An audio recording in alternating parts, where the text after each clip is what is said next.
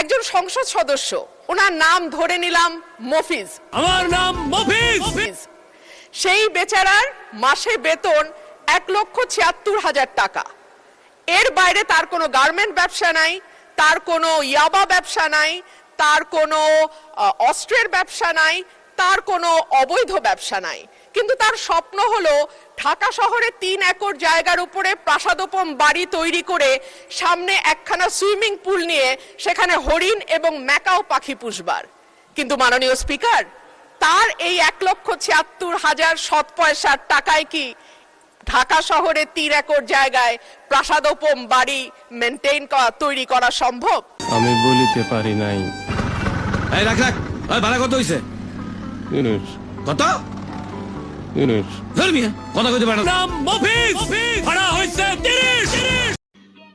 समझ रहे हो समझ रहे हो आप समझ रहे हो ना। काहे फिकर करते हो बल्लू, फिकर ना करे, पूरा नाटक तैयार।